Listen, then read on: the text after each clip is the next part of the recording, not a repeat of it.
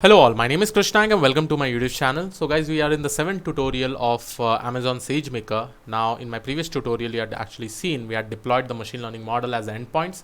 I'd also shown you about the billing management, how you should actually check the billing itself. So right now it is showing us 0.04 since I've been working from past 4 days, and this charge has actually happened in just SageMaker. So now after the deployment of the model as endpoints, we are just going to do the predictions. Now in predictions, first of all, and again guys, we are going to solve this in 2 to 3 steps. Like first of all, we'll do the prediction, then we'll create a simple confusion matrix to see what is the output, how is the performance, and then we'll probably take the further steps. Now after this, in the prediction, first of all, you need to import a library which is called as CSV underscore serializer. Because when you are giving the data to the endpoints, right, the endpoint will be accepting some input. So the input is usually in the form of an Excel data set, that is like a tabular data set that should be converted or serialized. That whole CSV needs to be serialized and it needs to be passed, given to the model, and the model will actually give you the output. So if you go on the top, we had already done the split of the train and test data set over here. Right, so I have my test data set. Now what I'm going to do is that first I'll be importing this library which is called as SageMaker.predictor import CSV underscore serializer.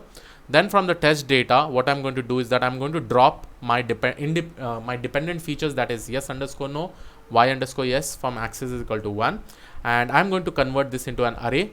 And after this, I'm going to save it in a variable which is called as test underscore data underscore array. After that, whenever you are using CSV underscore serializer, you also need to set up this model content type. Okay, so this model content type should be set as text or CSV since our data set is completely in the form of CSV format. Then I also have to set my serializer, and this serializer is again CV underscore serializer, which we have actually imported. And the reason is that my data set is actually a CSV file. After this, I can actually use something called as xgb underscore predictor, which is my model dot predict, right? And then I'm going to give my test data.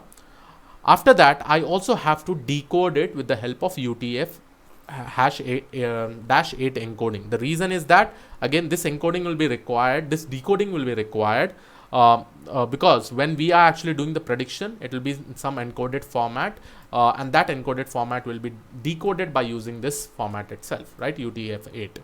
Now once I get my predictions, from this prediction I'll be taking the first, you can say that I'll be taking the first the first part of that particular data, so that we will be getting the highest value with respect to a binary classification based on the probability. Okay, so once we do this and once we try to find out the prediction array dot shape. Now let's see, once I execute this, guys, so you'll be seeing that I'll be getting some shape. This many records I have in my test data set, and if you really want to see my predictions underscore array, you will be able to see this is the output of my test data. Okay, this is basically the output of all the test data. Now if I really want to check, or the next step, obviously everybody knows about it, we will be creating some kind of confusion matrix. Again, this whole confusion matrix code is actually taken from the AWS documentation.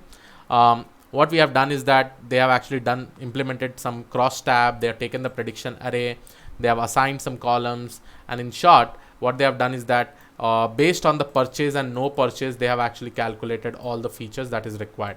Now you have to tell me what is this particular formula, what is this particular formula, what is this particular formula, and again what is this particular formula, because we know false positive, true negative and all, but what this formula actually specifies, you have to tell me. Okay, so just try to execute this, and here you'll be getting an amazing confusion matrix like kind of stuff. So here is your predicted, you can see no purchase, no purchase. So with respect to this, you're getting 91%. With respect to this, where the predicted value is purchase, but the real value was no purchase, right? It is somewhere around 9% over here. Here you can see that the accuracy is very, very less, because probably this kind of problem statements are imbalanced data set. Similarly, with respect to this, here you are getting somewhere around 66%.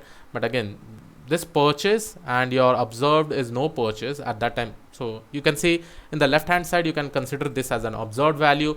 In the right hand side, you can see this is as a predicted value. So in the observed, if it is no purchase, but it has been predicted as purchase. So this value you'll be getting somewhere around 34% again, which is very, very less. We should try to increase this and increase this value with the help of hyperparameter tuning, right? So in short, the classification accuracy that you are actually getting is somewhere around 89.7, but I'll definitely have a look onto the precision, recall, and all the other values, because this is purely an imbalanced data set, and this values is very, very less. This accuracy is very, very less. Now after this, guys, always make sure that once you do the prediction from the endpoint, don't run it continuously, because the charges will be going on, because once an endpoint address is actually created, you need to delete those, right? So for deleting, you have this specific code. Okay, so for deleting, you have this specific code, and when you are deleting, you basically delete all the endpoints, right? So you have to say that sagemaker.session.delete_endpoint, and in the bracket you give your estimator, which is your xgb_predictor.endpoint. Okay, and you also specify your bucket name, so that whatever folders has been created with your data set, even your model files, everything will get deleted. So here you are actually getting the information of your bucket name, and then bucket to delete.ops.all.delete. If you use this function, everything will get deleted. So two main things that you have to do after your model is deployed in the endpoint address. Make sure that don't continue it for a longer period of time. Instead, focus on deleting those endpoints as soon as the training is done. Later on, if you want to really practice again for the free trial, you can do it. You can create there and you can test it. But after this step, you just try to delete all the endpoints. Now, right now, if I go to my SageMaker, you'll be able to see that my SageMaker have all these particular files, right? Bank application and all. So I'll just reload it. You can see over here. So AWS SageMaker, you have this bank application. Now what will happen if I execute this? Okay. Again, I'll show you guys inside this, all the folders are present, right? This is my folder. This is my folder. Everything is present, right? Now, if I execute this, this will go and delete each and every folder, right? XGBoost, this test.csv, output model, train.csv, everything. So let's see whether it has got deleted or not. And you can see over here you have bank applications, and here you can see that no other files are actually present. Only this bank application folder is present, which is the root folder. So this is how you delete the endpoint address. Now in short, what we have done is that, guys, we have trained the whole machine learning models with an inbuilt algorithm of XGBoost. After this, what you do is that you just close these files. Okay, or first of all, I'll download this file so that I can give you this information in the GitHub. So I'm going to download this. After downloading it, guys, what I'm going to do, I'm going to close this.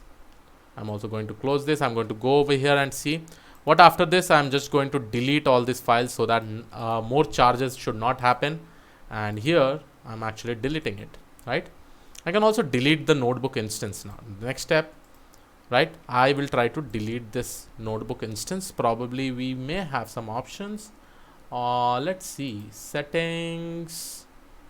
Okay, probably I'll just show you in my next video how to delete this notebook instance. Again, I have to research and try to find out, but I think in the action it should be present. Okay, I can also use stop.